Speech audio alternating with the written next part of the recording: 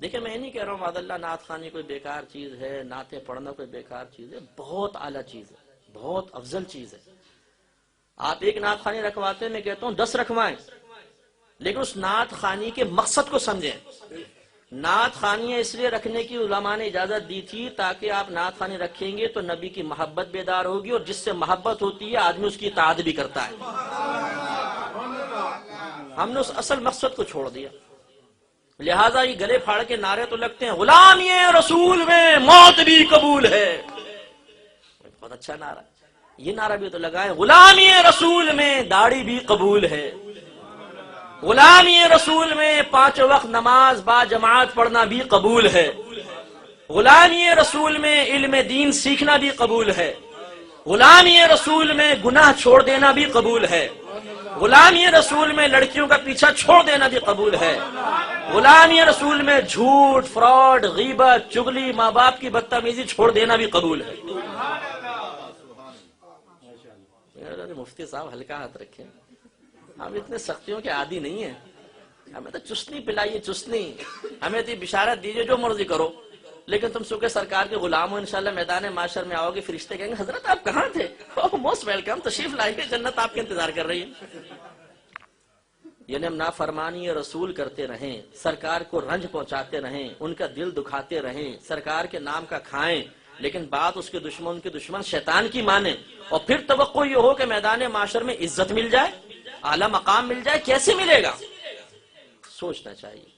میں نہیں کہہ رہا ہوں، میں مایوس نہیں کر رہا ہوں آپ کو، لیکن ایک میں حقیقت آپ کو سمجھانا چاہتا ہوں، یہ حقیقت کا رنگ جب تک ہم نہیں دیکھیں گے فلاح کامرانی نہیں ملے گی۔ میں بھی یہاں پہ بڑے مجھے لچھے دار تقریر مجھے بھی آتی ہے، ایک واقعہ یہاں سے پکڑتا، وہاں سے پکڑتا، آپ کا دل خوش کرتا، 2 نعرے لگتے اور چلا جاتا، لیکن مجھے ایک خوف یہ ہے کہ آپ ہی ہوں گے جو میدان معاشر میں اللہ کی بارگاہ میں میرا گریبان پکڑ لیں گے کہ اللہ تعالیٰ یہ ایک عالم ہمارے سامنے آیا تھا، اگر ہمیں خواب غفلت سے جگانے کی کوشش کرتا تو شاید ہم ہدایت پا جاتے، لیکن اس نے اور ہماری غفلت میں اضافہ کیا، تو پھر میں وہاں کیا جواب دوں گا؟ اس لیے دیکھیں، آپ ڈاکٹر کے پاس جائیں، بخار ہو رہا ہے، ڈاکٹر کے ہمارے یہاں کمپاؤنڈر ہوتا ہے، یہاں کو نرس وغیرہ لگائے گی، وہ ٹیکہ لگا دو، تو کبھی ایسا نہیں ہوتا کہ وہ ٹیکہ لگا تو آپ گھور کے اس کو دیکھیں یا برا بھلا کہہ دیں، نہیں، ہاں سی کریں گے، منہ ادھر کر کے ٹیڑھا منہ کر لیں گے، ملیں گے، پھر کہیں گے شکریہ، تھینک یو۔ کیوں؟ اس لیے کہ آپ کو پتا ہے کہ یہ جو تکلیف وقتی ہے یہ آپ کے لیے صحت کا پیغام لے کر آئے گی۔ اسی طرح بعض اوقات اصلاحی بات بری ضرور لگتی ہے، لیکن یہ ایک انجیکشن کی تکلیف کی طرح ہے، اس کے بعد ہدایت اور اللہ تعالیٰ کی بارگاہ میں مقبولیت کی صحت حاصل ہوتی ہے۔ تو اس لیے میں بھی غور کرتا ہوں، میں اپنے آپ کو مستثنا نہیں سمجھتا ہوں کہ میں اپنے آپ کو بہت نیک پرہیزگار سمجھ کے سوچ رہا ہوں، بلکہ آپ بھی سوچیں، میں بھی سوچتا ہوں۔ مرنے کے بعد ہم سب نے تنہا قبر میں جانا ہے۔ یہاں ہو سکتا ہے کہ میرے بڑے بڑے دعوے سن کر یہ متاثر ہو جائیں، یہ اس کو مان لیں، یہ مان لیں، وہ مان لیں، لیکن اللہ تعالیٰ اس کے رسول کی بارگاہ میں دعوے نہیں چلتے ہیں، دلیل چاہیے، پروف چاہیے۔ جیسے بھی آپ نے ماشاءاللہ فرمایا بیٹے نے کتنے بڑے بڑے دعوے کیے، لیکن آپ نے کہا جھوٹ بول رہا ہے، کیوں؟ اس لیے کہ اس لڑکے کے عمل نے اس کے دعوے کو جھوٹا قرار دے دیا۔ اسی طریقے سے اللہ تعالیٰ کی بارگاہ میں پہنچیں گے تو صرف نعرے نہیں چلیں گے، صرف نعت پڑھنا نہیں چلے گا، نعت خانوں پر بھی عمل کرنا لازم ہے، نعت خانوں پہ بھی داڑھی رکھنا واجب ہے۔ یہ نہیں کہ آپ نعت پڑھتے ہیں تو اس کا مطلب ہے آپ کو چھٹی آزادی ہے اور ان سب کو داڑھی رکھنی ہوگی۔ اگر نعت خواہ مسلمان ہے تو اسے نبی کی بات زیادہ ماننی چاہیے، اس لیے کہ وہ تو نبی کی محبت بانٹنے والا۔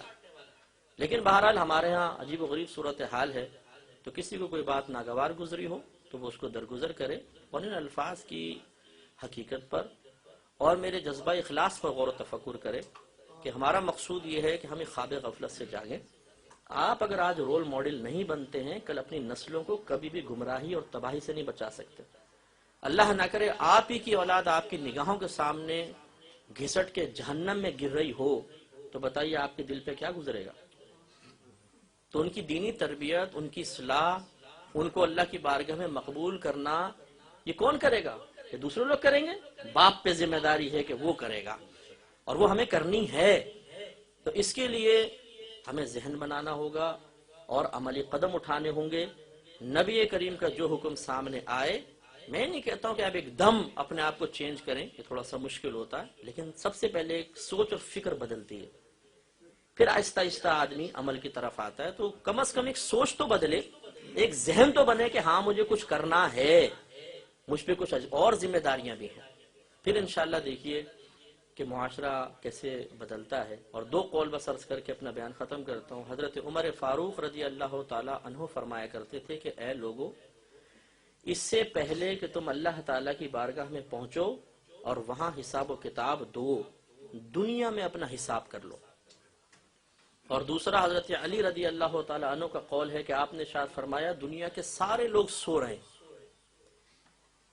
یہ جاگیں گے اس وقت جب انہیں موت آئے گی۔ موت کا ایک جھٹکا یہ ساری خوش فہمیاں، سارے ہماری ہنسی مذاق ٹھٹا دنیا کی مشغولیت ختم کر دے گا۔